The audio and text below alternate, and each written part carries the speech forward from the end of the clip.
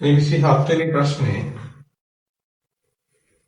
තටිය ලී කුට්ටිය පතුලට අලවලා පා කරපු අවස්ථාව මුලින්ම තියෙන මෙන්න මේක මේ වෙලාවේදී ලී කුට්ටියට U නෝට් කියලා උඩුකුරු තෙරපුමක් තියෙනවා කියලා හිතමු. එතකොට U නෝට් කියලා කියන්නේ මේ වෙලාවේදී තටියේ සහ ලී කුට්ටියේ දෙකේම බර. ලී කුට්ටියේ බර කැපිටල් MG නම් තටියේ බර සිම්පල් MG නම් එහෙනම් ඔය තමයි මේ අවස්ථාවේදී මුළු උඩුකුරු තෙරපුම. මීට අදාළව තමයි H2 සකස් වෙන්න ඕනේ. ඊළඟට තටිය ගැලවිලා පතුලට වැටුනහම තටිය මත වෙනම උඩුකුරු තෙරපුමක් වෙනවා. ඒක U1 ධන R සමානයි mg ට. ඒ නිසා U1 සමානයි mg ඍණ R ට. ඊළඟට දැන් ලී කුට්ටියේ තටිය නැති හින්දා ලී කුට්ටියේ බර අතරම සංයුක්තයේ බර අඩු වෙනවා. ඒ නිසා උඩුකුරු තෙරපුම අඩු විය යුතුයි.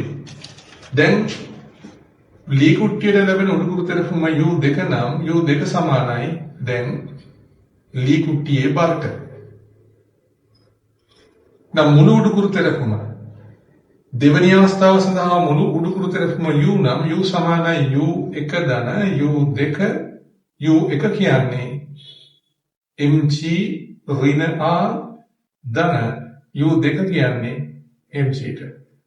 එහෙනම් දැන් මුළු උඩුකුරු තෙරපුම මෙන්න මේ වගේ අගයක් ගන්නවා. ඒ කියන්නේ කැපිටල් MG ධන සිම්පල් MG ඍණ R විදියට.